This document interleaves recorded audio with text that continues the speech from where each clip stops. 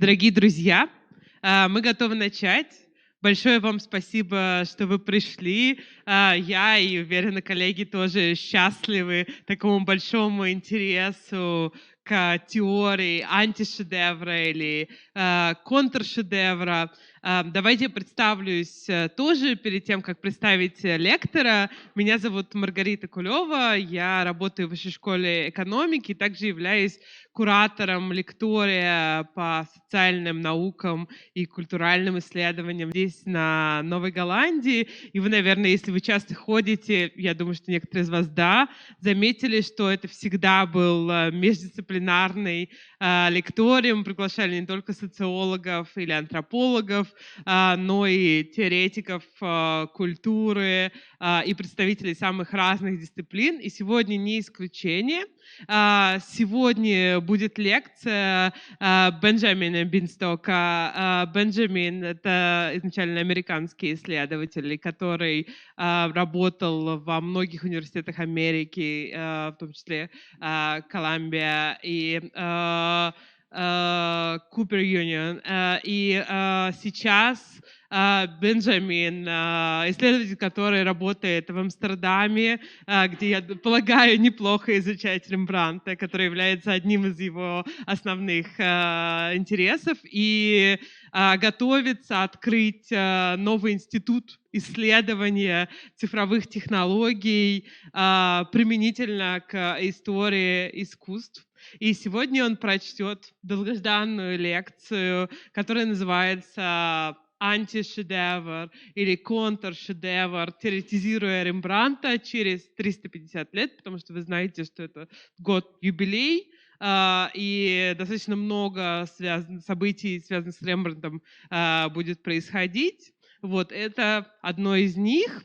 И я думаю, что я буду завершать свою речь, озвучу только технический регламент. Лекция будет час 15 минут примерно на английском языке с последовательным русским переводом. После этого мы будем очень ждать ваших вопросов.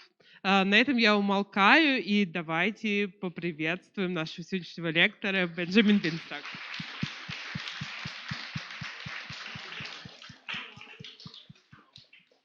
So you can start.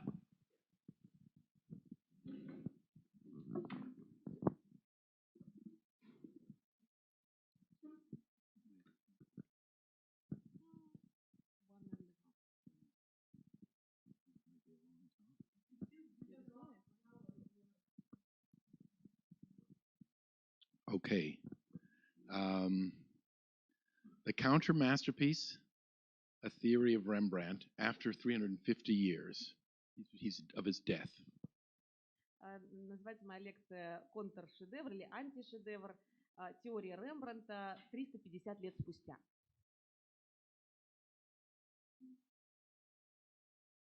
I think something got touched. Maybe it's mine. Sorry.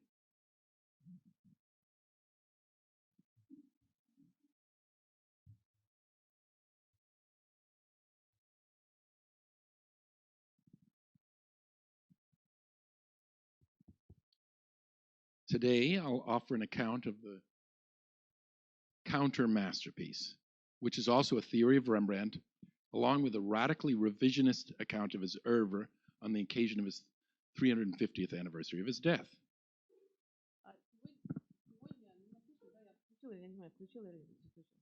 Сегодня я хочу предложить вам разговор о контршедевре, и сам по себе этот разговор также является теорией Рембрандта и радикальным пересмотром его наследия в связи с 350-летием со дня его смерти. Rembrandt is long dead, but he remains larger than life. Indeed, his art, which was challenging, controversial, and misunderstood in his time, above all his counter masterpieces, remains so today, more than most like to admit. Рембрандт умер давно, но он остается такой очень масштабной фигурой, которая больше, чем реальный человек.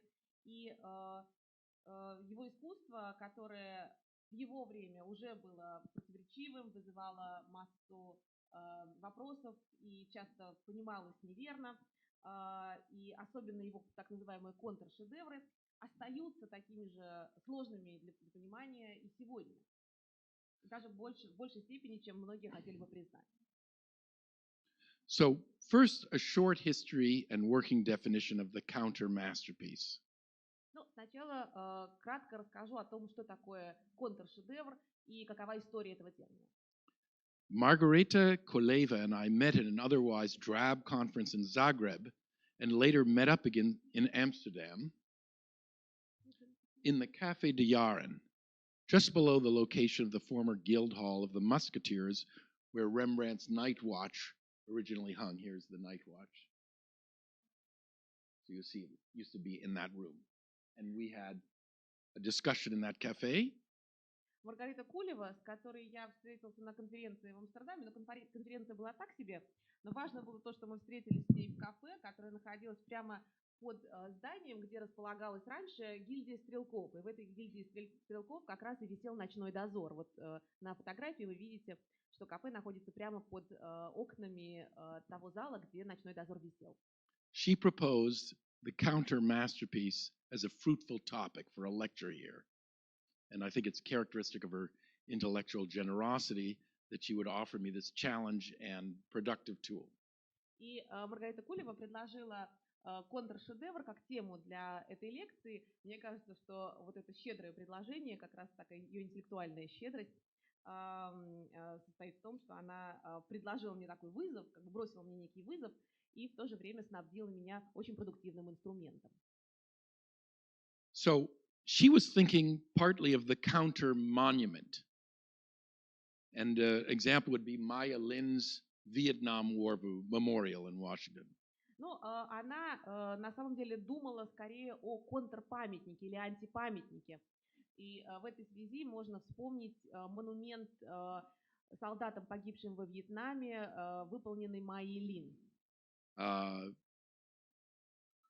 Because it was a counter monument, they later provided this kind of counter monument with a more traditional, almost kitsch sculpture of three soldiers to. Но поскольку это был такой антипамятник или контрпамятник, то впоследствии он был дополнен еще одним таким антипамятником, более традиционными фигурами трех солдат. And also a supplement for women servicemen in Vietnam. И женщин-военнослужащих, которые были во Вьетнаме. And another kind of counter monument would be Peter Eisenman's monument to the murdered Jews of Europe in the former Reichschancellery in Berlin. Еще один такой контр-антимонумент, антипамятник, это мемориал, посвященный убитым евреям, погибшим во время Холокоста, который находится в Берлине, недалеко от бывшего помещения рейхсканцелярии. And part of this quality of being a counter monument, it's right down the street from the Brandenburg Gate. И вот это его характер, такой контрхарактер еще состоит в том, что этот памятник находится в непосредственной близости от Бранденбургских ворот. And as we all know, that gate itself used to be blocked by the wall, which made it a kind of ambivalent symbol of East Berlin and East Germany. И мы знаем, что эти ворота тоже в свое время были блокированы, были закрыты стеной между Западным Берлином и ГДР, и таким образом эти ворота тоже стали таким двусмысленным символом истории. I happened to be a graduate student there at the time and was one of the first 20 people up on the wall and got down on the other side.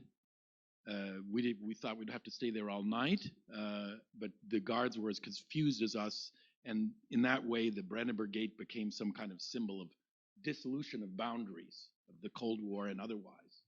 Когда как раз там все происходило в Берлине, я был аспирантом, я находился в тот момент в Берлине и был одним из тех первых нескольких человек, которые залезли на эту стену. Мы думали, и перелезли как бы на другую сторону, мы думали, что нам там дадут побегать как следует, но появились охранники, появились военные, которые нас оттуда прогнали, и в каком-то смысле эти ворота тоже стали символом распада существующего порядка. Uh, and I don't know where we've come since then in terms of the history of the West or Germany, but I was going to suggest that my feeling coming here to New Holland Island, and I've never done anything like this with a simultaneous translation to Russian, it's a similar feeling of not being in between America, Holland, Russia. И вот эта такая двойственность, ощущение, что ты находишься между чем-то и чем-то, оно очень схоже с моим нынешним состоянием, когда я приехал из Америки, да, в Новую Голландию, я впервые читаю лекцию под последовательный перевод, и для меня это очень такое похожее ощущение. Now, I should say, this is my first time I've experienced this, and it's amazing honor to be here. I've never done simultaneous translation. I can see that I think I'm going to try to radically simplify my talk if I can, because it would be too much for us to do. Но поскольку я первый раз говорю под перевод вообще в своей жизни, я начинаю понимать, что, наверное, надо немножко иначе как бы организовать эту лекцию, потому что иначе она продлится бесконечно. Let's keep it simple. A masterpiece is something great, and counter is against. Давайте упростим до нуля. Значит, шедевр — это нечто великое, а контр — это что-то, что против. But also, the word masterpiece has a historical genealogy, the use of the term. It refers to actual things in the history of art. Both of them have a history that are mutually influencing, and it gets more complicated because one example I was going to use is in English we say chedevre. We borrow this word from French to mean a leading work, not just any masterpiece. The one work in an artist's whole oeuvre, chef-d'œuvre. It's the chief work.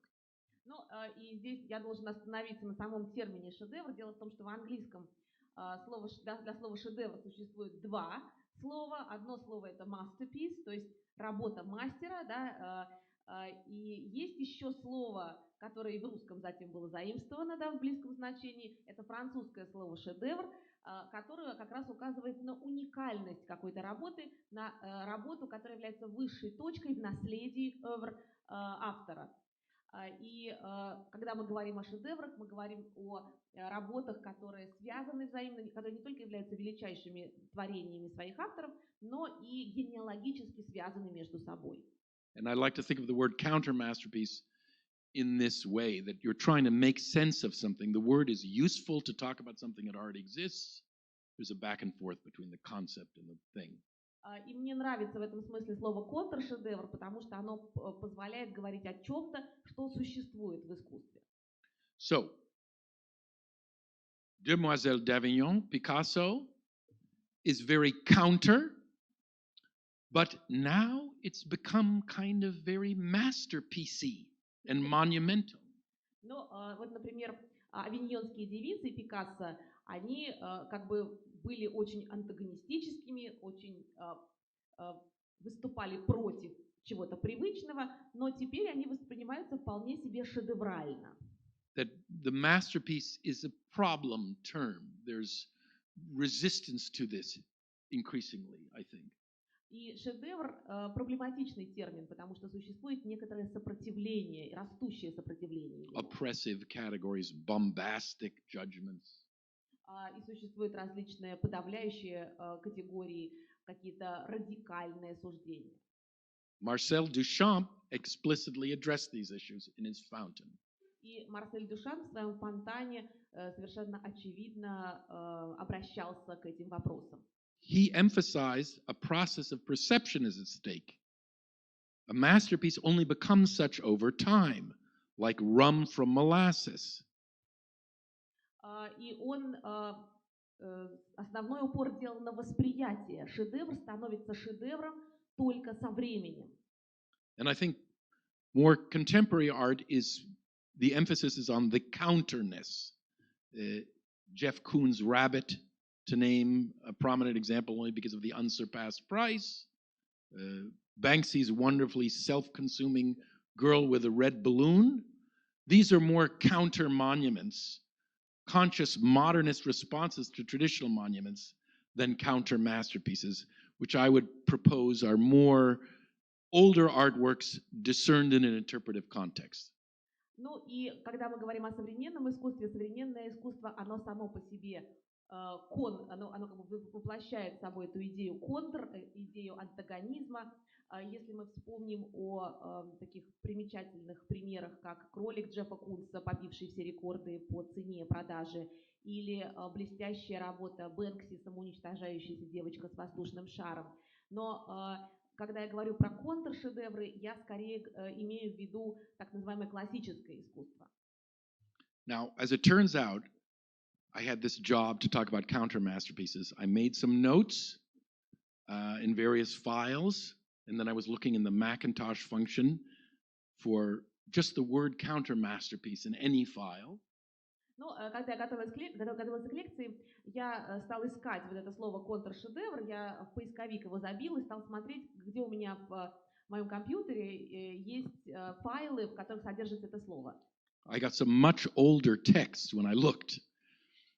Я вытащил старые тексты, когда стал искать это слово. One was my dissertation from Columbia University, where I talked about this painting, early painting by Rembrandt. I said it was a counter masterpiece in relation to his teacher's masterpiece, Peter Lassmann.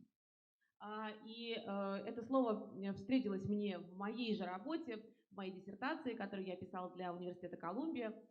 И диссертация была посвящена этой работе Рембрандта, которую как раз я назвал контршедевром по отношению к работе его учителя Питера Лассмана. Another example was from my book on Vermeer, 1997. I called this, not this painting actually, and I'm going to jump a little bit ahead. This painting I called a counter masterpiece. In relation to this painting, второй раз оно встречается в моей же собственной книге, посвященной Вермееру, и я назвал в ней контршедевром как раз вот не первые два, то есть не искусство живописи, а вот эту аллегорию веры. Then I Googled counter masterpiece, regular Google, my book with number 7, the first one about art. И когда я забил это слово уже в Google, в поисковик, то есть не в свой компьютер, да, не в свои файлы, а в поисковик, то моя книжка там оказалась среди выскочивших ссылок на 7-м месте. Now, more recently, it's number 12, because this talk is listed number 2. And there's other things about soccer or about counters in homes, masterpieces of the counters. And in Google, you know, slowly it'll disappear. А сейчас оно оказалось уже, ссылка на мои работы оказалась уже на 12-м месте, потому что на 2-м месте стоит как раз объявление о нынешней лекции, а в остальном там разные термины контр, да, содержащие слово контр, связанные с футболом, но вы знаете, как Google работает в этом смысле. So I think I'm not going to go into too much about Vermeer because we're here to talk about Rembrandt. We got to get there. But I'll just tell you, this is a wonderful painting in Vienna, The Art of Painting. And this is this other painting in New York that everybody thinks of as his worst painting. And it's kind of based on the other one. This is bad because this is a heavy-handed allegory with symbolism. That's beautiful because it's so real. Ну, и я буквально 2 слова скажу о Вермеере, потому что, конечно, мы сюда ради Рембрандта пришли, но я хочу остановиться вот на этих 2 работах. Одна из них «Искусство живописи», которая находится в Вене, а вторая картина находится в Нью-Йорке, это «Аллегория веры». И последнюю работу, то есть «Аллегорию веры», принято называть худшей работой Вермеера в связи с тем, что на ней такой откровенный, слишком явный символизм мы видим, в то время как первая работа «Искусство живописи» это такая тонкая и очень изящная работа. And just to, because we're talking about the counter masterpiece, and I said it in my book, this, I said his mother-in-law, who was Catholic, asked him to do this, and that he kind of turned the bad commission into, it was a bad idea, a bad painting, but he made it into something great by making fun of her and making fun of the symbolism. That's what I meant by counter masterpiece. Но я называю именно эту вторую работу контршедевром, потому что в этой работе ее как бы заказала Вермееру его теща, которая была ревностной католичкой. И изначально такой плохой заказ Вермеер сумел превратить вот именно в такой именно в шедевр, благодаря иронии, которую он сообщил. То есть он поиздевался над своей тещей. И вот благодаря этому можно эту работу, он создал такое великое произведение, которое, я считаю, контршедевром можно назвать. And now I would compare it to this. I don't know if you know about this film, Tommy Wiseau's The Room, which they say is the Citizen Kane of bad movies. It's become a kind of cult movie in America and other places. And it is a fascinatingly bad film. So this, I think, is also a counter masterpiece. И не знаю, известен ли вам фильм Тони Вайса, который называется «Комната», но в Америке его принято называть гражданином Кейном плохого кино, то есть это самый плохой фильм в истории кино. И его я бы тоже отнес к категории контршедевров. And if I can give you one other example before we get to, because I think counter masterpiece is a wonderful way to talk about Rembrandt, but I want to give you one other example about Vermeer. Ну и прежде чем мы перейдем к Рембрандту, потому что, как мне кажется, контршедевр — это как раз тот контекст, та терминология, в которой очень удобно говорить о Рембрандте, я хочу еще один пример, связанный с Вермеером, привести. A friend of mine, I told about the talk, he said, "Oh, you mean Girl with a Red Hat? You must have said that was a counter masterpiece." И когда я одному своему приятелю рассказал про лекцию, которую я собираюсь прочитать, он сразу же отреагировал: ну, ты, наверное, имел в виду женщину в красной шляпе, ты ее хотел представить в качестве контршедевра. I should have said that, but I didn't. Я должен был, да, это сказать, да, но это не так. Я не эту картину в первую очередь имел в виду. This is a painting in Washington. One of the things that I do in my book is try to put the works in order. And you can see I give about a fifth of the paintings to his daughter. As when you take the student work out, you can order the chronological development. Ну, и вот вы видите, как я расположил его работы в хронологическом порядке для книги о Вермеере. И примерно пятую часть его работ я атрибутирую как работы его дочери. Если откинуть все работы учеников, да, которые совершенно точно не являются работами Вермеера, то оставшаяся вот эта пятая часть его наследия может быть атрибутирована как выполненная его дочерью. She's the girl holding the horn in that other painting. Это она держит валторну, рожок. Girl, pearl earring.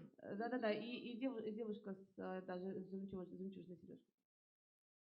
This is the painting. Вот эта работа, эта картина. People have said it looks like a self-portrait.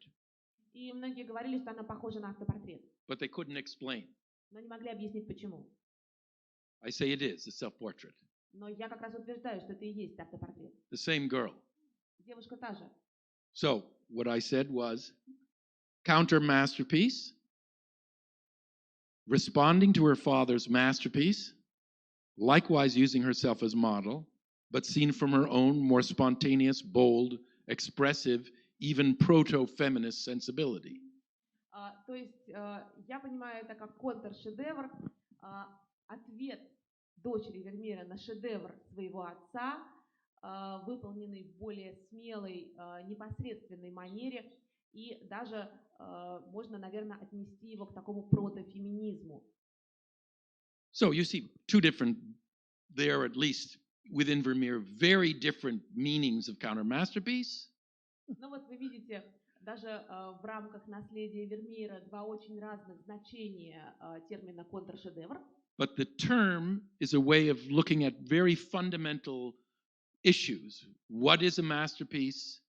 What is art? Но этот термин позволяет нам посмотреть, рассмотреть очень важные фундаментальные вопросы. Что такое шедевр? Что такое искусство? And I just wanted to, one more issue, this is great for me to have to simplify, but I don't have to tell you about Alois Riegel, a great Austrian theorist, or Walter Benjamin, rethinking him. The gist of it is, they talk about the idea of the ruin, that an artwork is a kind of a ruin because of the difference, historical and aesthetic, that a ruin is itself valuable in ways for us that it wasn't in its time. Ну, и вот эта необходимость упрощать, она меня избавляет от обязательства говорить про Алоиза Ригля и про то, как и про Вальтера Беньямина, но, тем не менее, оба они говорят о руине как о произведении искусства, и о том, что руина, как произведение искусства, является собой нечто, чем изначально это сооружение или это произведение не являлось. То есть оно вбирает в себя новые смыслы, набирает новые смыслы со временем. This would be going against a traditional art historical approach of put the work back in its historical context, which doesn't really work for Vermeer because he wasn't recognized as important, let alone his unknown apprentice. And conversely, this more modern approach is looking at the work as ruin. It's in between its time and our perception of it, using words like masterpiece, chedevre, counter-masterpiece. И таким образом я как бы иду против течения традиционного искусствоведения, но это позволяет мне говорить о, скажем, творчестве того же Вермеера, который для своего времени, то есть я не говорю, вместо того, чтобы помещать произведение искусства в историко-культурный контекст, я говорю о нем как раз как о руине, и, скажем, в случае с Вермеером это невозможно было бы сделать, в смысле поместить его в историко-культурный контекст, потому что в свое время Вермеер признан не был, кроме нескольких безымянных его учеников, никто его великим художником не считал. Но таким образом мы помещаем вот эту руину между ее временем и пониманием того, что это шедевр, и это позволяет нам как раз говорить в терминах шедевр и контршедевр. Okay, now I think nobody's left yet, so I'm going to summarize my whole talk as simply as I can, and that way we've got that out of the way. The rest of it is just working some things through. Ну, суть потому, что никто не ушел, я, наверное, сформулировала это более-менее доходчиво, то есть как бы суть своей концепции я, в общем-то, изложила, а дальше мы будем уже разбирать конкретные примеры. I'm going to talk about his great works as counter masterpieces, that they're very counter, that Rembrandt is the most counter artist in the history of art. Я буду говорить о шедеврах Рембрандта как о контршедеврах, и он, наверное, один из самых антагонистических художников в истории искусства. But I also wanted to embed those masterpieces into a sense of Rembrandt's oeuvre, involving problems about what they say Rembrandt painted or didn't paint. Но, кроме того, я хочу встроить эти шедевры как бы в наследие Рембрандта и как-то встроить их вот в этот разговор о том, что проблемный разговор о том, что Рембрандт написал или не написал на самом деле, то есть в историю его жизни.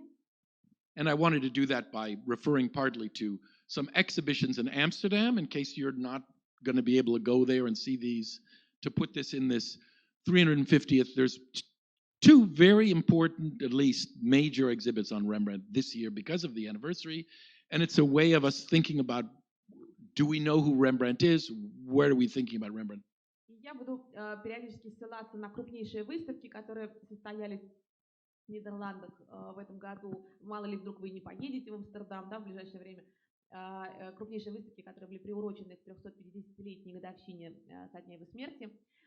И это позволит нам и позволит вам лучше понять, да, этот разговор о том, что является наследием Рембрандта, что им не является, какие работы можно считать его работами, какие нет.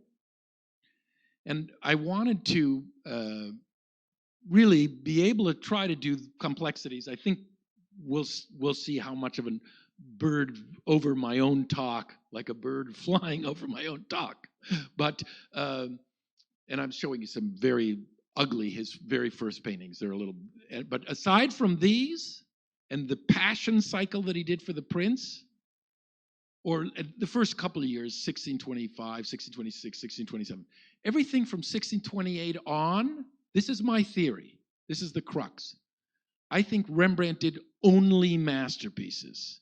Not all counter masterpieces, only some counter masterpieces. I think every painting that Rembrandt painted from 1628 on is a masterpiece. И я покажу вам целый ряд работ, но в отличие вот от этих первых буквально работ, которые вы здесь видите, довольно уродливых, моя теория состоит в том, что за вычетом первых 2 лет 1625-6-7 года, может быть, и цикл страстей Христовых, который он выполнял на заказ, наверное, все работы, созданные Рембрандтом, начиная с 1628 года, можно назвать шедеврами, среди них есть и контршедевры, но практически все его работы, все, что он писал, было шедевром. It's a simple idea. It seems obvious. He's a great artist. Everything he did was a masterpiece. Ну, идея простая, она кажется очевидной. Он был великим художником, и все, что он писал, было шедевром. What's the problem? What's the complexity? В чем же проблема и сложность? You could probably guess. Вы, наверное, уже догадались. It's money and status. Это деньги и статус. Everybody wants more Rembrandts. Всем нужно побольше Рембрандтов. So they start including things that are not by Rembrandt. Поэтому в его наследии начинают включать работы, которые не принадлежат кисти Рембрандта. By the students. Которые писали его ученики. That's it. That's my one thesis that gets embedded into the counter masterpiece, because I think part of the problem with the student works and how Rembrandt deals with the student works has to do with his counterness. So the two things go together. Мне кажется, что проблема отчасти связана с тем, что когда пытаются включить в наследие Рембрандта не его работы, она проследить и понять, где работа его, а где не его, можно, исследуя работы его учеников именно с этой точки зрения. И когда сам Рембрандт выдает работы учеников за свои, он тоже ведет себя, как было свойственно ему, антагонистически. So, should we try a bird's eye flying over my own talk? Ну, и мы попытаемся как бы с птичьего полета посмотреть на мою лекцию, то есть мы как бы пролетим птицей над ней. Rembrandt's earliest works. Первая работа Рембрандта. He's influenced by his rival, Jan Lievens. Влияет на него его соперник Ян Ливенс. His first signed work. Первая подписанная Рембрандтом работа. He's responding to his teacher's masterpiece. Он отвечает, реагирует на шедевр своего учителя. Already a counter masterpiece. И это уже контршедевр. The violence, using himself, no detail, but it's all passion and intensity. Ярость, страсть, использование собственного образа, отсутствие деталей, но такая чистая страсть и насыщенность. Building on Lievens. Опять же, выстраивает свою работу, основываясь на работах Ливенса. This is Saint Saul, future Saint Paul. Это Савл, будущий Павел, святой Павел. He sees you can easily become the hated other. Он видит, как легко можно стать ненавидимым другим. Rembrandt thinks himself into the persecuted and the persecutor. И Рембрандт ощущает себя, видит себя и преследуемым, и преследующим. These are Hebrews and early Christians. Это иудеи и первые христиане. But it could be Catholics and Protestants. Но это могли бы быть и католики, и протестанты. Liberal and conservative Protestants. Либеральные и более консервативные протестанты. Christians and Jews in his time. Христиане и евреи во времена самого Рембрандта. Part of his counterness is he's against tradition. He's against his teacher. He's against religious tradition. He's against pictorial tradition. Counter masterpiece is very closely associated with originality. И вот в этом и состоит его антагонизм. Он выступает против своего учителя, против традиции, против живописной традиции. И во многом вот эта контршедевральность заключается в оригинальности. 1625-1626. Ну, 1625-26 годы. There's 6 history paintings you can put in order. Есть 6 картин, которые можно выстроить по порядку. I think there's 3 head studies that go in this first year as an independent artist.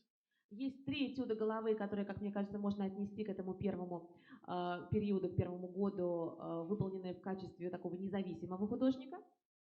The most important is this third one is a self-portrait in Amsterdam. Самый важный это вот 3-й автопортрет в Амстердаме находится. He's responding to Levens, Он отвечает Ливенсу. who puts the shadow over his eyes. He's got some highlight in the hair. Он накладывает тень на глаза, он выделяет пряди волос. Rembrandt scratches with the back of his brush to make the light, that it's like the hairs catching the pieces of light to complicate the three-dimensionality, the texture, the psychological object. Рембрандт использует обратную сторону кисти для того, чтобы создать трехмерный эффект в волосах и показать объект как сложный, как многомерный. I hope you'll forgive me for making some bombastic pronouncements, but I'm going to boil my talk down to some simple axioms, so they will be bombastic. Я думаю, что вы меня простите за некоторый радикализм, это такие радикальные, может быть, утверждения, но я хочу упростить уже свою лекцию, да, до каких-то простых и понятных утверждений. This is Rembrandt's first masterpiece, I think. Это первый шедевр Рембрандта, по моему мнению. Levens never produced a masterpiece.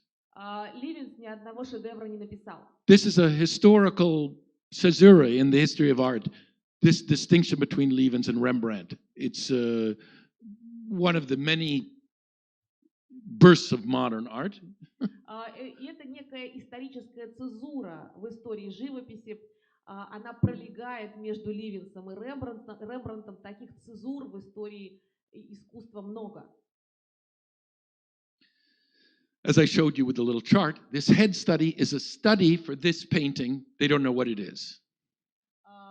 И как я уже показывала в общей сводной таблице, этот этюд головы – это набросок вот к этой живописной работе. After a year, he goes back to his teacher's masterpiece.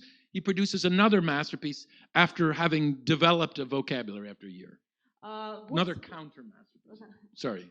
Год спустя он создает еще один контршедевр, успев за этот год выработать новый вокабуляр, новый словарь живописный. He's using the same etchings as sources, but with his teacher, it's his formal sources. Rembrandt read the captions and creates a subject based on these etchings, which illustrate the war between the ancient Batavians, who were the ancestors of the modern Dutch. И он использует вот эти афорты своего учителя, и отталкиваясь от подписи к афортам, он создает свой контршедевр, посвященный войнам римлян с батавами. Батавы – это одно из германских племен, которые считаются предками современных голландцев. I call it the concord of Claudius Civilis with the Gallic soldiers. Civilis is the tribal leader of the Batavians. He's welcoming these Gauls who are going to fight against Rome with the Batavians. It's an analogy for the contemporary unity of the southern and northern Netherlands against Habsburg Spain. И я эту работу называю «Заговор Гая Юлия Цивилиса». На этой работе вождь племен батавов собирает батавов для того, чтобы объединяет их для того, чтобы выступить против римлян. И для Рембрандта, для времени Рембрандта это была аллегория объединения северных и южных провинций Нидерландов. He uses himself to make a study of a Batavian soldier, anonymous Batavian soldier in the background. И он использует себя, свое изображение, выступая в качестве анонимного, неизвестного батавского солдата на заднем плане. It complicates the texture and light and space. You can see he's also behind the scepter of the leader as a kind of heir apparent. И он усложняет таким образом и конструкцию, структуру, и световые отношения, и располагает он себя непосредственно за вождем. Now, the funny thing is, this is not, it's a counter masterpiece, but it's not a masterpiece. It's kind of awkward. People don't even know what it is. Но это вот контршедевр, но это не шедевр, он такой неловкий. Зритель даже не очень понимает, что это такое. The study is much more important. Набросок куда более важен. That tells us something about genres in art, that actually something like portraiture or a little study, an artist can be much more experimental.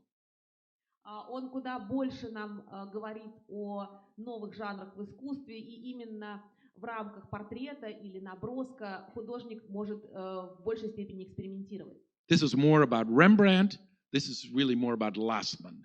This is more modern. И набросок головы, он больше о Рембрандте, а картина больше про Лассмана. Набросок головы — это современный художник. Now, I gave you a little, even that with the summary, you could see that's finely grained. I'd like to pass by some slides, if that's okay, or we'll look at them like vacation slides. Ну, и поскольку суть я вам уже рассказал, некоторые слайды я не то чтобы пропущу, но мы их посмотрим на как бы быстрой перемотке, как люди обычно показывают фотографии из отпуска. His early period in Leiden, first of three periods, early Leiden, that's where his hometown. Ранний лейденский период, это один из трех его периодов. Лейден — это город, в котором Рембрандт родился. First work he sells to the prince, royal collection, Samson and Delilah. Первая работа, которую он продал в королевскую коллекцию принцу, это Самсон и Далила. Oh, good. I'm glad with the Cyrillic. You see? Lievens, Rembrandt. Видите, у нас даже кириллическая здесь есть надпись «Ливенс» и «Рембрандт». It seems easy, doesn't it? Легко, да? Кажется, что это очень просто. This one was in the royal collection, this one's not. И работа Рембрандта оказалась в королевской коллекции, а работа Ливенса нет. And this man, Constantine Huygens, he's the secretary of the prince, comes to visit the two young artists in their shared studio. И Константин Гюйгенс, секретарь принца, приходит в мастерскую, которую два молодых художника делили. Himself a genius, father of Christian Huygens, the physicist, who discovered the moons of Saturn. Сам Гюйгенс тоже был гением. Он был астрономом, он, например, открыл спутники Сатурна. He said Lievens is grandeur, larger than life. Rembrandt is concentrated and is far surpassing other artists in this intricate detail of the density. И он говорит, что у Ливенса есть такое величие, он как бы больше реальности, больше жизни, а работы Рембрандта обладают такой концентрированностью, такой плотностью, которые делают их выдающимися. He was maybe the greatest Rembrandt scholar, Huygens. Возможно, Гюйгенс был величайшим исследователем Рембрандта. He got this right, so it's clear, right? Lievens big, Rembrandt small, intense. И он все правильно понял. Ливенс масштабный, а Рембрандт маленький, но насыщенный. And this, you can see, Lievens is responding. He makes a study. The scale is wrong. It's a small grisaille. Rembrandt won, so Lievens tries to imitate him. И дальше Ливенс уже отвечает на вызов Рембрандта. Тут, правда, с точки зрения масштаба они не совсем равноценно показаны, потому что работа Ливенса в данном случае — это маленькая гризаль. Но поскольку Рембрандт победил, теперь уже Ливенс пытается ему подражать. It's fun, you see.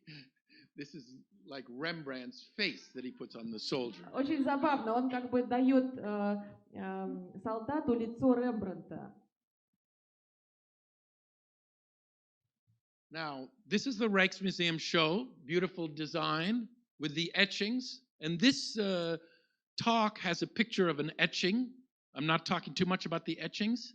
The etchings are all by Rembrandt. Это выставка в Rijksmuseum, да, в Краевском музее в Амстердаме. Вы видите очень красивая афиша, кстати, это афорт Рембрандта, There, и афорт же является афишей нашей лекции, но я утверждаю, что все афорты, они действительно рембрандтовские. I'm getting carried away with my enthusiasm for Rembrandt. Я не могу They're, уже остановиться, да? they're all masterpieces, the etchings. They're tiny little heads. Look at how big that is. You can't blow up something that big if it has to be pretty damn good if it's that small. Афорты все шедевры. Они на самом деле это маленькие этюды голов. И вы видите, здесь оно увеличено до такой степени. Если бы работа сама по себе, оригинальная маленькая работа, не была блестящей, вам бы увеличить ее до такого состояния было невозможно. Do you want to know what a Rembrandt is? Compare the etchings. Если вы хотите понять, что такое Рембрандт, сравните афорты. Put them in order. Just relate the etchings to the paintings and the drawings. Просто расположите их в хронологическом порядке, увяжите их, свяжите их с картинами, и с живописными полотнами и с рисунками. The Rijksmuseum show doesn't do that. Но выставка в Рейхсмузее этого не делает. Pardon me for being negative, but we're here in St. Petersburg. Извините за критику, но мы с вами сейчас в Санкт-Петербурге. Rembrandt scholarship is very conservative. They repeat the same things over and over again. Исследователи Рембрандта очень консервативные люди. Они все время повторяют одни и те же вещи. So they do it thematic. They show you self-portraits. They show you something about religion. But they're not putting it in chronological order, and they're not relating the etchings. All you need to do is relate the etchings. И поэтому вместо того, чтобы связывать апорты и с другими работами Рембрандта, они устраивают выставки как бы обычно тематические, например, портреты Рембрандта или религиозные сюжеты в живописи Рембрандта. They have the Levensgrisei. They say it's by Rembrandt. Они выставляют Гриза и Ливенса и утверждают, что это работа Рембрандта. And this is my thesis, which is, if you don't put the things in order, if you don't follow it chronologically, you don't have any idea anymore. That's why things are wrong. But it's a chicken and egg, we say in English, because they want more Rembrandts. That's maybe why they're not doing this, is because you'd have to recognize all of these things. И, в общем, моя ключевая мысль как раз заключается в том, что, игнорируя хронологический принцип, не связывая эскизы, наброски с работами, мы упираемся в проблему курицы и яйца. Да? Ну, как на самом деле понятно, что может быть нежелание показывать работы именно хронологически и идейно, да, как бы, наброски к картинам и так далее, исследователи и кураторы пытаются показать больше Рембрандта. Им нужно больше Рембрандта. И это позволяет, как бы такой тематический подход позволяет им это сделать. Here's the proof. If I can make a joke, this is from the Rembrandt Research Project. We call it RRP. И вот пример, можно даже пошутить на эту тему, это часть так называемого RRP, проекта по исследованию Рембрандта, по изучению Рембрандта. It ended in 2015. They were working for almost a half a century, since 1969, with unlimited funds from the Dutch government. Завершился он в 2015 году. Проект этот продолжался на протяжении более 50 лет и получал практически неограниченное финансирование от нидерландского правительства. They say, one thing that you cannot do is put Rembrandt's paintings in order in any given year.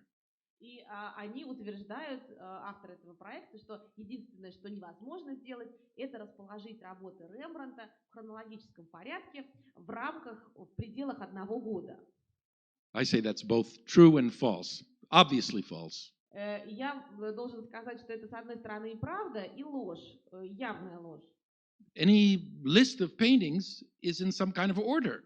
You can't list paintings without putting them in some kind of order. Любой список картин – это некий порядок, да? В нем картины расположены по какому-то порядку. В каком-то порядке. Нельзя сделать список не по порядку. You either explain it or you don't. И вы либо объясняете, какой порядок стоит за этим списком, либо нет. But it's true insofar as when you attribute all of these works by followers or student to Rembrandt, you can't put them in order. Но правда состоит в том, что если приписывать Рембрандту все работы, выполненные его учениками или последователями, то действительно по порядку их расположить невозможно. So this is the same period. I also do it in color and in scale. These are not the greatest slides, but I hope this legitimates the Center for Advancing Visual Technologies in Art History, КАВТА. Ну вот здесь еще как бы в цвете. Теперь я представляю эту хронологию, они тут разного размера, и, может быть, вам это видно нехорошо, но, по крайней мере, это оправдывает существование Центра цифровых технологий визуальных КАВТА. So here's just some examples. These are all in the RRP, all been given Rembrandts, but they've never been doubted as Rembrandt, all 6 of these paintings. Ну вот вам пример как раз из этого проекта по исследованию и изучению Рембрандта. Эти 6 работ, они все как бы заявляются как рембрандтовские работы. На самом деле это все работы не выполненные Рембрандтом. I made a mistake. This one is recognized as Levens, of course. This one's known as Levens. Но на самом деле насчет этой работы известно, что это работа Ливенса, и признается, что это работа Ливенса. But these are all said, this is in The Hague, this is in Stuttgart, this is in Hamburg, this is in The Hague, this is in Nuremberg. But you see, Levens Rembrandt. И работы эти находятся в Нюрнберге, в Штутгарте, в Гааге, и как бы они все якобы Рембрандт, но это такой Ливенс Рембрандт. Rembrandt is three-dimensional, light and shadow, space, depth, psychological intensity. What Hauchen said, it's the same. Но Рембрандт — это же трехмерность, это глубина, это психологизм, это тень, это свет.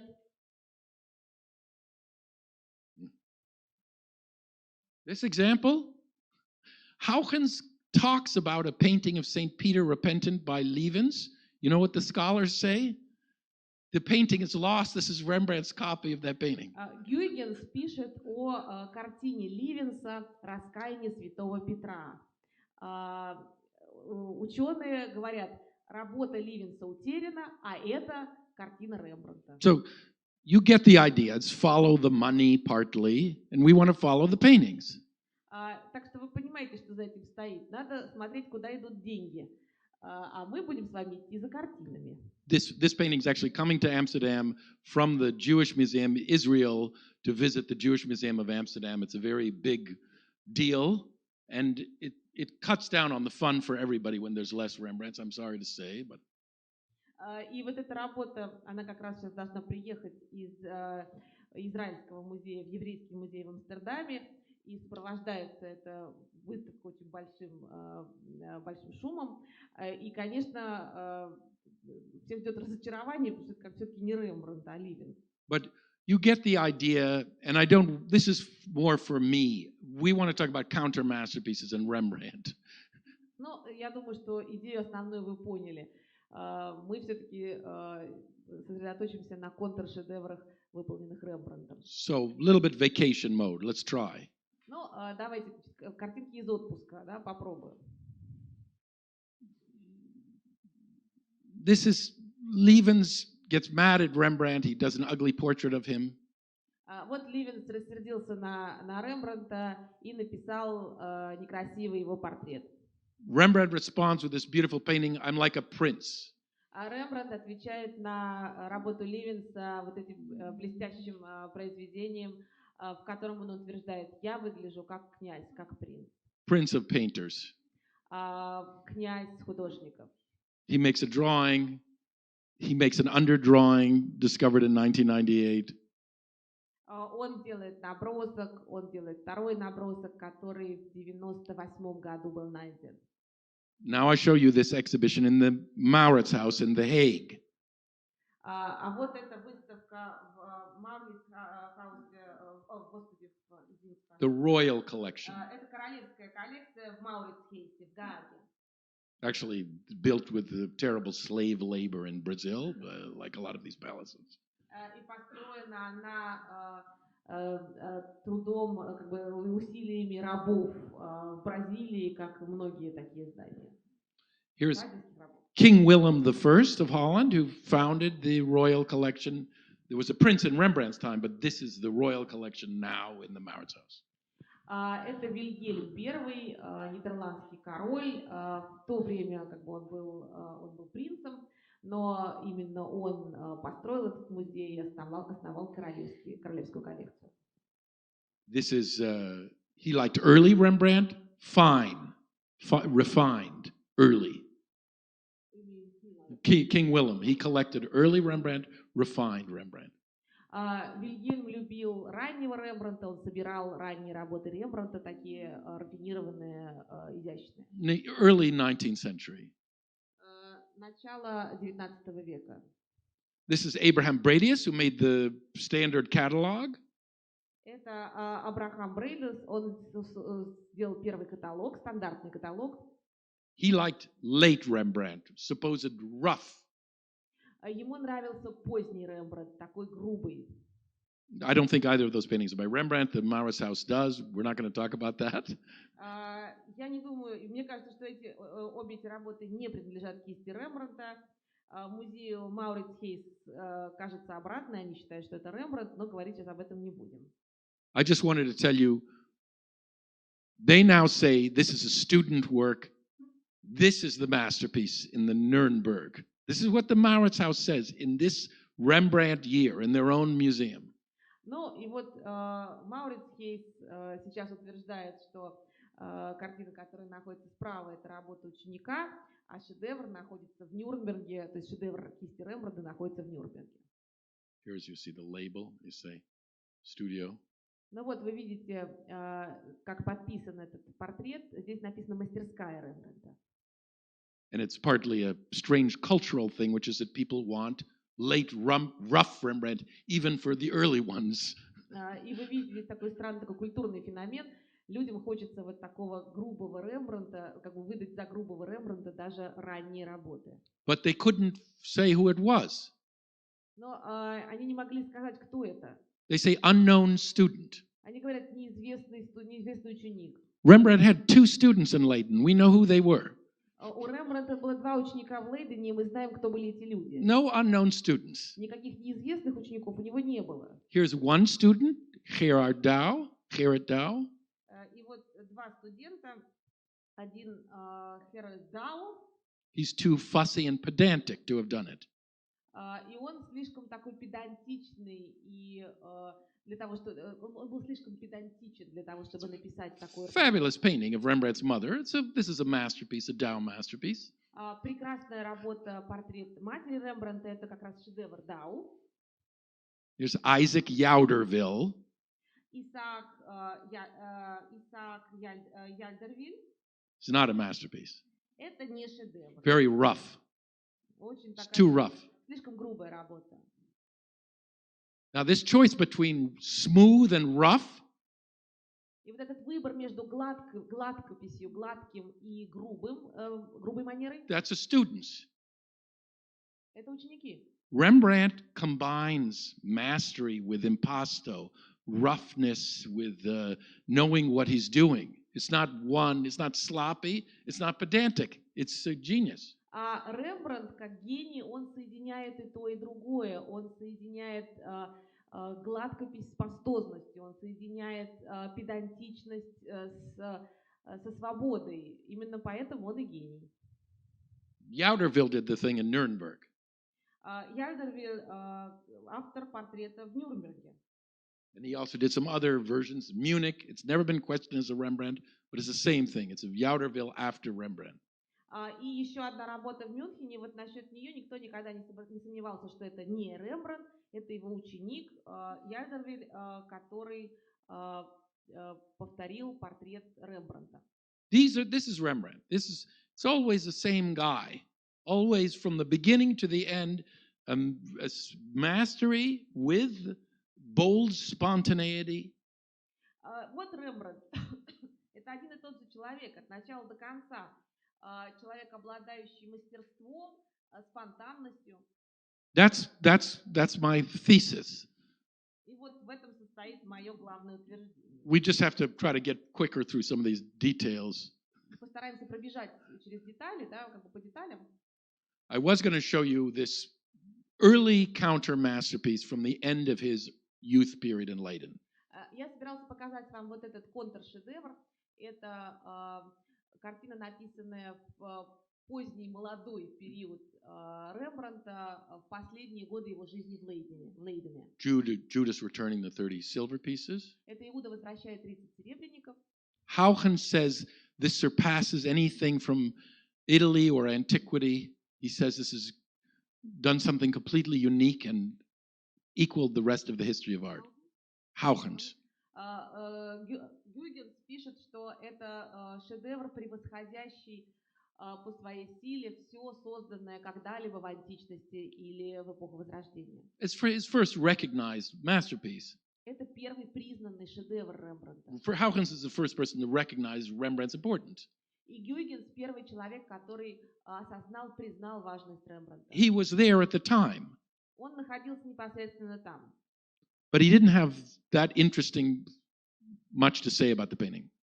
Но ничего больше особенного он про эту картину не сказал. He talks about the figure of Judas supposedly howling. He's not howling, really. Он говорит об Иуде, который, по словам Гюйгенса, кричит, орет, но на самом деле, по-моему, он не орет. Not the most. It's kind of a cliche. It's using even hands, kneeling, things that you see in Tempesta etchings. Но на первый взгляд кажется, что Рембрандт использует некие клише. Он даже позу заимствует у Темпесты, из афортов Темпесты. Haugens is talking about the heroic lead because he thinks of Italian works. This is anti-heroic. Гюйгенс говорит о героическом в этой работе, потому что он думает об итальянцах, но это антигероическая работа. Also, maybe not so comfortable talking about Jews. И, может быть, ему не так удобно говорить о евреях. Which is the most interesting thing in the painting. А это самое интересное в этой работе. These rabbis wearing ritual garments that he would have seen in Amsterdam of contemporary Jews. На раввине надета традиционная ритуальная одежда, которую можно было увидеть на раввинах рембрандтовского Амстердама. Little inscriptions in Hebrew, cryptic in Aramaic. Надписи на древнееврейском, надписи на арамейском. And I was going to tell you, this is a third counter masterpiece because it's a response to Lassmann. И я еще хотела сказать, что это как бы третий контршедевр, потому что это ответ, реакция на лассмановскую работу. But what's important is the question of the relation of Jews and Christians, Old and New Testament. Но интересен здесь вопрос отношений иудеев, евреев и христиан в Ветхом и Новом Завете. This is a central concern for Rembrandt throughout his career. И этот вопрос волновал Рембрандта на протяжении всей его карьеры. Belshazzar's feast. Пир Валтасара. It's got a cryptic Hebrew inscription. В котором мы видим зашифрованную надпись на иврите, на древнееврейском. A Christian viewer couldn't understand this unless they could read Hebrew and knew Talmud.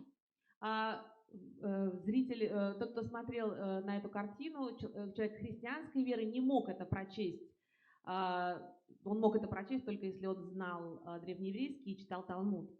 And if they knew, they wouldn't like what they saw. И если они могли это прочесть, то увиденное им бы не понравилось. Контршедевр. Это вот контршедевр. Here's La Piedra Gloriosa, the first collaboration between a Christian artist and a rabbi. Вот La Piedra Gloriosa — это первое сотрудничество как бы между христианским художником и раввином. The late Moses with the tablets, it's written in Hebrew. It's arranged, the commandments are arranged in the Jewish fashion, not the Christian fashion. Вот Моисей со скрижалями, и заповеди здесь изложены так, как они излагаются в иудейской традиции, а не в христианской. It's against his student Ferdinand Boll, who did the version for the New Amsterdam Town Hall. Counter masterpiece also in that sense. И это как бы ответ на работу, выполненную учеником Рембрандта Фердинандом Боллом. То есть в этом смысле это тоже контршедевр. And earlier scholars used to say Rembrandt has exceptional sympathy for Jews and Judaism. И ранние исследователи творчества Рембрандта говорили, что Рембрандт с большим соучастием, симпатией относится к евреям, к иудеям. And the new scholars, recent scholars say this is a myth. А современные исследователи говорят, что это миф. There's, what are you going to believe, as Groucho Marx would say, me or your lying eyes? Как сказали бы Граучо и Маркс, это я или твои лживые глаза? That one didn't go over so well. Not that Marx. Это другой Маркс. Okay, now let me try to overview. So this is an important problem that's missed. When you turn to the portraiture of Rembrandt, and let me go ahead and talk about the flora in the Hermitage that you hopefully know. Когда мы говорим о портретах Рембрандта, и тут бы я поговорила о флоре, известной вам по Эрмитажу.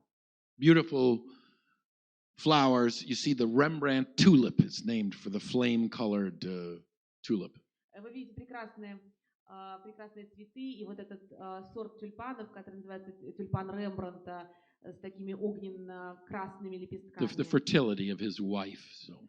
И вот это плодородие, которое излучает его жена Саския.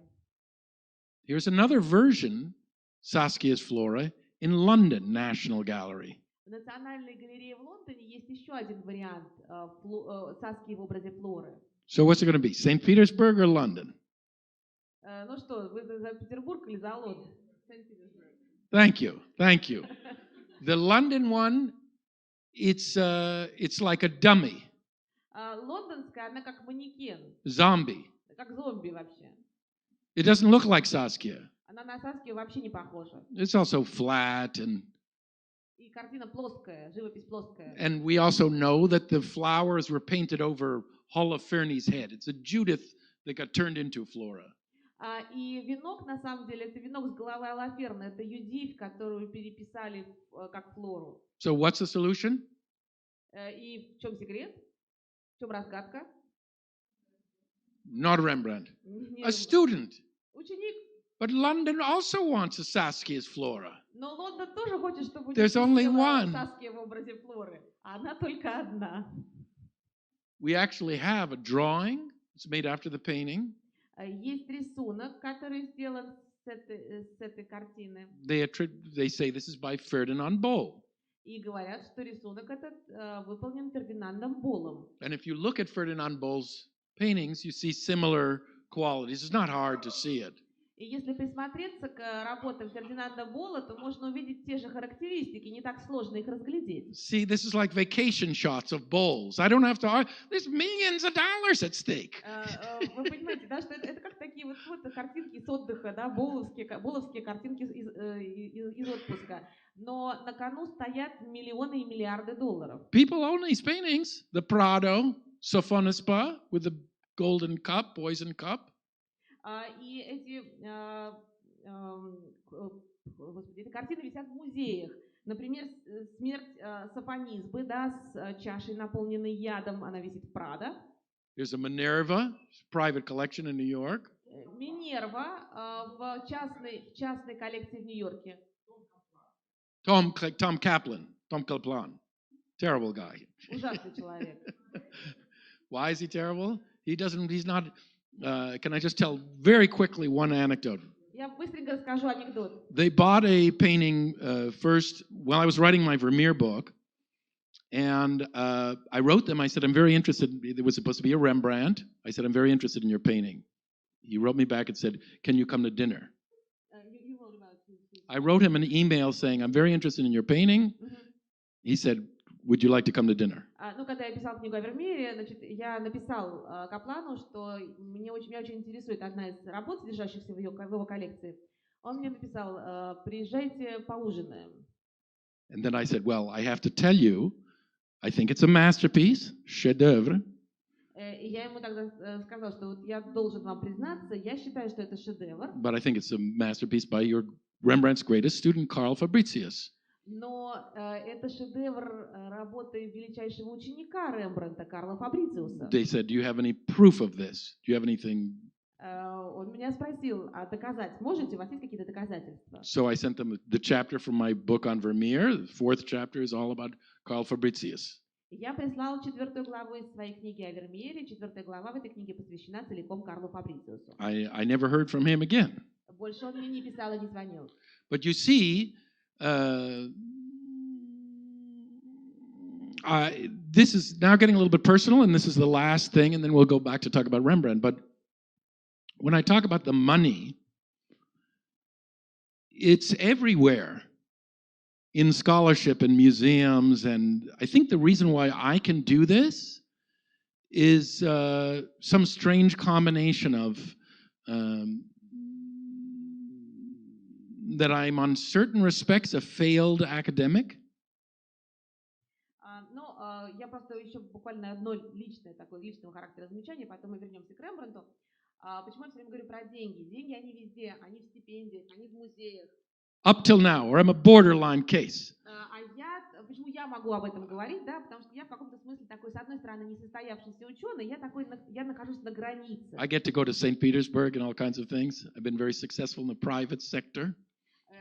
У меня все довольно успешно происходит в частном секторе. Вот я приглашаю в Петербург. But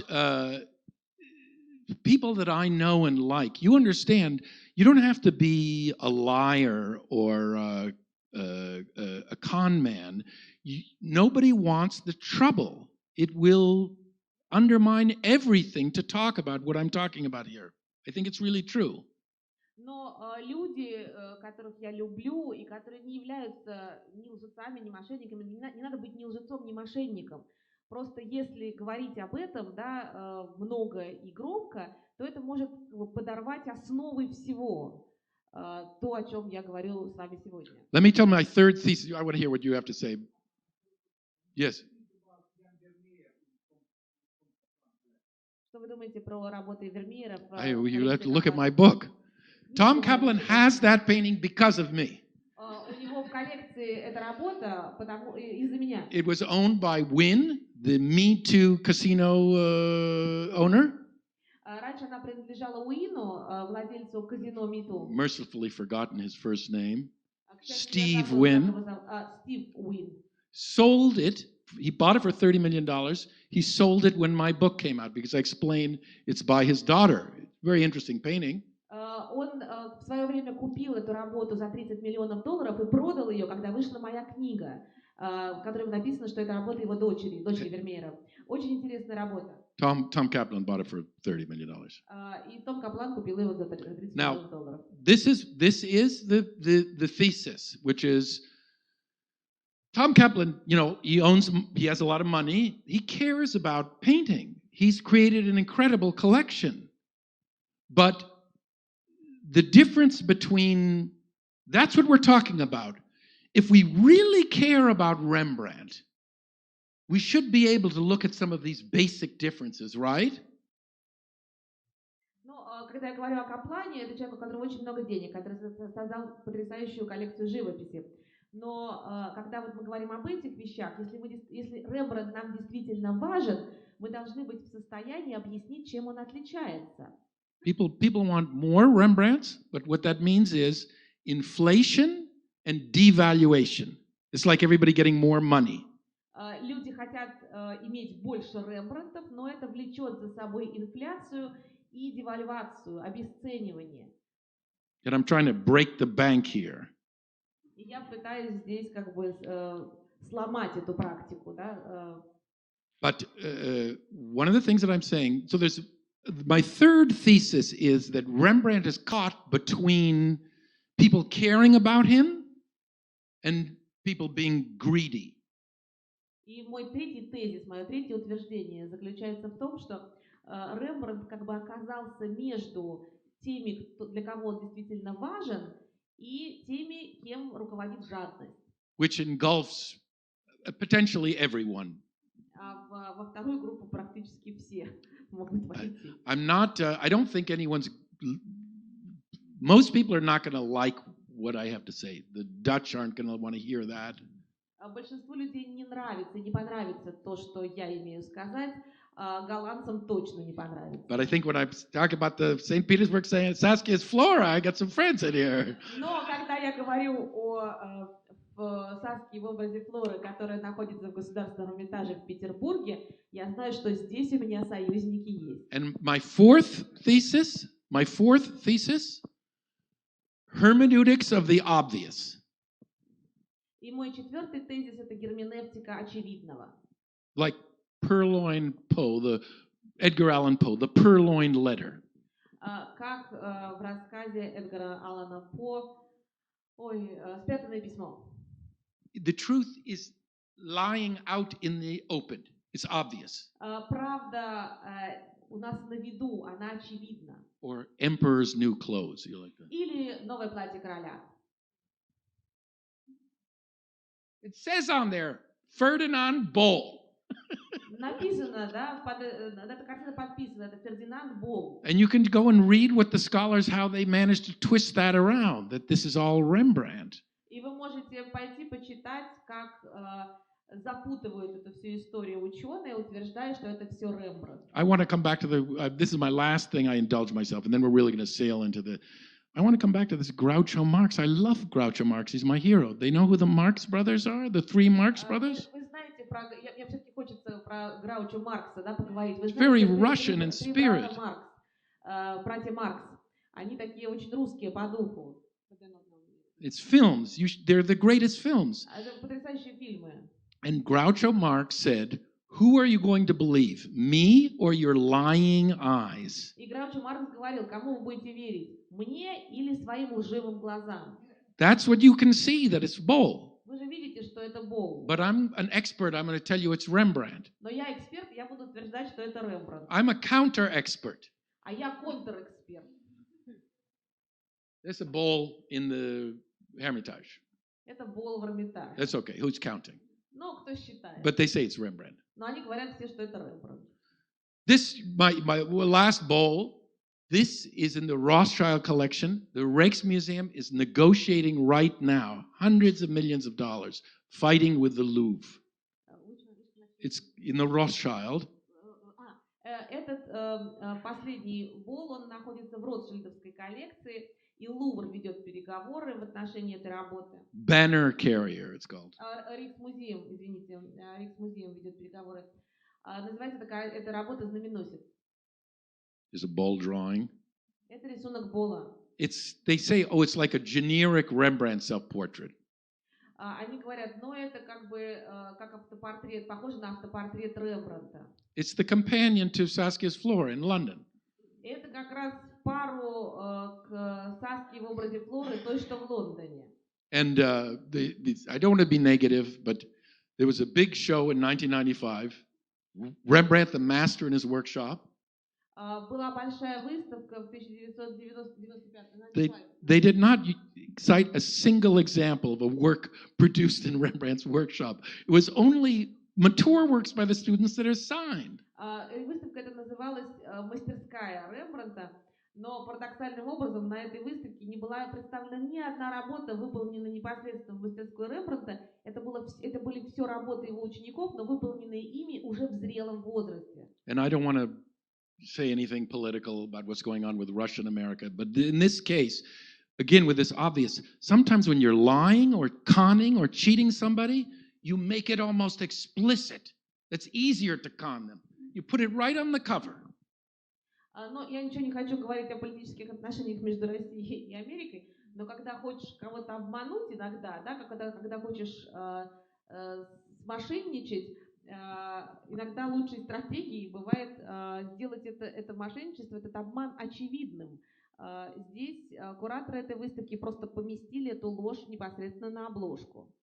Okay, but now I've really gone too far. You know who I am, you know what the story is, so we're going to skip over some student works, okay? Ну, мне кажется, я уже зашел слишком далеко, теперь уже вы знаете, кто я, чем я занимаюсь, про что я говорю, так что некоторые ученические работы мы пропустим. It's the same principle. Тот же самый принцип. But this is maybe interesting to you, the Munich version, the Petersburg version. Но это любопытный пример. Это мюнхенская и петербургская, да, работа. Hermitage wins again. Опять Эрмитаж выигрывает. But they know this is a student work. Но они знают, что это работа They just ученика. didn't attribute it to Flink. они просто не атрибутируют ее в линку. And it was a kind of self-conscious pedagogical. И это было такое сознательное педагогическое решение. Okay, to give a little bit of how exhausted is everybody. A couple examples of counter masterpieces. Ну, я вижу, что все уже очень устали. Пара примеров контршедевров. Or is it too much now? Или, может быть, слишком уже. I'm going to give you 2 or 3 examples. Еще 2-3, может быть, примера. This beautiful portrait of Jan Six, Прекрасный портрет Яна Сикса. a kind of gentleman artist. Такой художник-джентльмен. But they had to break because Rembrandt's debts and social pariah, he was accused of adultery, so on. Но They were in friendship and they stopped. Он был близким другом Рембрандта, но дружба между ними прекратилась, потому что, во-первых, из-за денег, из-за долгов, и из-за того, что Рембрандт стал таким как бы парией из-за супружеской измены. He's putting on his glove to leave. Rembrandt paints the buttonholes so quickly, the friendship is over, but the break itself is about Rembrandt's artistic mastery. И Сикс стягивает с руки перчатку, и Рембрандт пишет вот эти пуговицы с такой скоростью. Дружба закончилась, разрыв произошел, но здесь мы видим и мастерство Рембрандта. He's sorry to leave. He feels bad that he's no longer sees Rembrandt, but he's also remember for the rest of his life the last moment while they were together. Он как бы уходит с сожалением, ему грустно расставаться с Рембрандтом, но он как бы запечатлевает в своей памяти и вечно несет с собой, уносит с собой вот этот последний момент их дружбы, их общения. I think this is a very interesting painting, Aristotle, but I think we're going to skip over this because очень любопытная эта картина, конечно, Аристотель с бюстом Гомера, но я думаю, что мы ее пропустим. you'll enjoy. I'll give you the gist. This is Drost, Willem Drost. He's kind of like the equivalent of Tao in the mature period. Это Вильям Дрозд, в некотором смысле эквивалент Дау в его зрелый период. He's slick. He's glib. Он такой ловкий, он гладкий. Shiny metal fur on the woman's skin. Блестящая медаль на женской коже. I think he may have slept with Rembrandt's wife. I don't know. That's a speculation. Может быть, он спал с женой Рембрандта, не знаю. Here's Art de Gelder. He's the Jouderville of the late period. Это Арт де Гельдер, это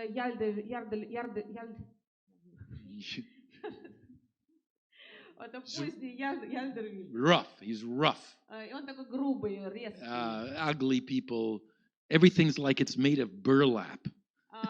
Люди такие некрасивые, как будто все из дерюги, из рогожи сделано. And the gist of it was that, like we saw with Dow and Jouderville, they split Rembrandt into roughness, smoothness, but in this case, Rembrandt has them do companion pieces for this Italian nobleman because he was trying to exploit Rembrandt. You mean the Drost and Gelder?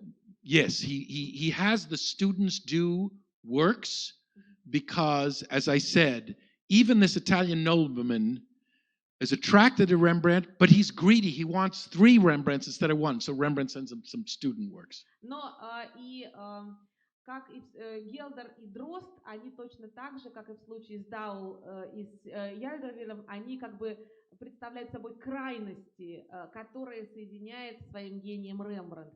Но и в этом случае тоже заказчик был итальянский, богатый итальянский аристократ, который хотел получить много Рембрандтов. И что делает Рембрандт? Рембрандт включает работы своих учеников как бы в этот триптих, и заказчик получает 3 Рембрандтов. These are these early passion paintings that he made for the prince, which I don't think really, and this is the one thing that I say is hateful. This is very unpleasant, or I won't win friends, but I don't think these early works are masterpieces. Rembrandt, these passion cycle, because I think he's trying to do something conventional. He's trying to do it like Rubens. That's not what Rembrandt does. И, наконец, цикл страстей, который был заказан принцем. И тут я скажу, наверное, то, что мне друзей не завоюет. Мне кажется, что в этих работах как раз это не лучшая работа Рембрандта, это ранее не лучшая работа Рембрандта. Здесь он идет слишком традиционным, конвенциональным путем. Он хочет быть похожим на Рубенса. He's trying to do counter masterpieces, but I don't think they're really counter, and I don't think they're masterpieces. Он пытается создать контршедевры, но мне кажется, что в них нет вот этого антагонизма, и это не шедевры. I'm slightly afraid I'll never be able to get through what I have to say about the blinding of Samson and Danae, unless you call me for it, but we can come back to this. У меня уже есть ощущение, что я не успею ни про ослепление Самсона вам рассказать, ни про Данаю, но мы можем вернуться потом к этому. I want to finish with the... We'll come back, maybe. Вернемся к Данаю. But I want to come to an end so we can get some questions maybe, or people don't faint. Спросите про Данаю. До финала, чтобы как бы никто в обморок не упал. That I want to suggest to you that Rembrandt's, perhaps his greatest works are these group portraits. Но просто мне хочется сказать, что, наверное, величайшие работы Рембрандта — это его групповые портреты. The Anatomy Lesson of Dr. Tulp, The Night Watch. Ночной дозор. You know The Night Watch? Это всем вам знакомое. Very much a counter masterpiece. Во многих смыслах контршедевр. The apex and the nadir of his career. The apex and the nadir, the high point and the low point. He made a fantastic piece, but he insulted the sitters. Он создал потрясающую картину, но сумел обидеть, оскорбить тех, кто для нее позировал. He's making a kind of homoerotic joke with the shadow hand. Такая гомоэротическая шутка с этой рукой в тени. His dead wife in the painting carrying a chicken. Его уже умершая к этому моменту жена на картине. Prostitute dwarf. С курицей в руках, проститутка, карлик. And these guys weren't really militiamen anyway. It was a gentleman's club. So it's like he's making fun of the whole thing. И они на самом деле не были каким-то военизированным отрядом. Это был такой в каком-то смысле джентльменский клуб, да, то есть как бы клуб людей, ну, как бы аристократических, да, и он их обидел, он как бы их оскорбил. He lost all of his commissions. That was the end of his big social career with the elites. Он потерял все свои заказы у элиты. Это был в каком-то смысле конец его карьеры. The doctors liked him. This one got lost in a fire, but he still got that commission. Его очень любили врачи, и от них он по-прежнему получал заказы. But this is his last group portrait. Это его последний групповой портрет. I think this is his, what we say in English, chedevre. Я думаю, что это его шедевр именно в том смысле, в каком мы это слово в английском используем. How do you say it in Russian? Шедевр. But there's masterpiece, and then this is at a higher level. Просто в английском есть два слова, да, для обозначения шедевра. Мы с этого начинали, да, что есть как бы работа мастера и есть шедевр. His concluding 1662, it's called the Syndics. 1662 года завершающий шедевр, который называется «Синдики». I'll just give you a little bit about this painting. Может быть, два слова буквально про нее скажу. That we have X-rays and we know that it originally looked like this drawing, that they were talking to each other. More conventional narrative. Изначально эта картина выглядела более традиционным, то есть как бы идея этой картины выглядела более традиционной, такой более нарративной. Персонажи беседовали между собой. Есть набросок. It's possible he didn't have more paper. He was bankrupt. Возможно, что у него просто бумаги больше не было, потому что Рембрандт к этому моменту уже обанкротился. He went over this. It started to tear a little bit. И он там начал, как бы настолько много стирал, что даже протер до дыр этот кусочек бумаги. Then he made two studies of the two figures on the left. Потом он сделал два наброска фигур слева. Seated and standing. Сидящие и стоящие фигуры. They happen to be on account book paper. И они на Картина бумаги от бухгалтерской книги. You see the red line. I don't have to use the silly thing, but this is the red line of the account book. Вы видите, что это вот очерченные поля, да, бухгалтерской книги, ну, книги, где куда вносились где учитывались расходы и так. When I went to the print room in Rotterdam, Когда я был в печатне в Роттердаме, the guy went out of the room. The guard went out of the room. No, you have to finish the story. It's a surprise. Okay. Охранник вышел из комнаты. Но это на самом деле хранилище печатных листов, хранилище окон. Then I held the picture up to the light. И я поднял этот лист и посмотрел его на свет. You can see the accounts underneath. И там можно было увидеть расчеты, да, вот расчеты из бухгалтерской книги. So what I say is that Rembrandt made his drawings in their book. То есть получается, что Рембрандт, я могу утверждать, что Рембрандт свои рисунки делал в их книге. Here's a little demonstration, visual.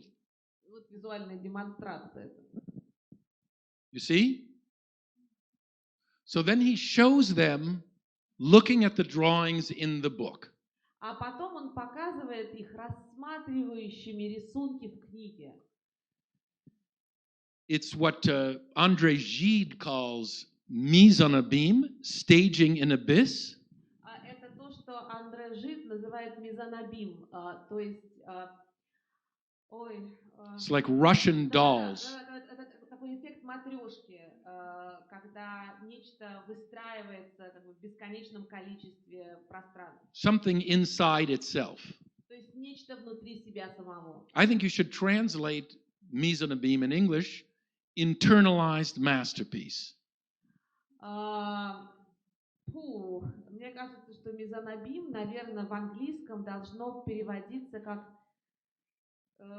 заключенный внутрь себя шедевр. Шедевр в себе. Шедевр в себе, да. Meaning both, that it's inside itself, like a Russian doll. То есть он и находится внутри себя, как матрешка. And the artist is not only aware of his masterpiece, but he's explaining to you what a masterpiece is. И художник не просто осознает, да, свой шедевр, но он еще вам и объясняет, что такое шедевр. This is a narrative that's about the process of portraiture.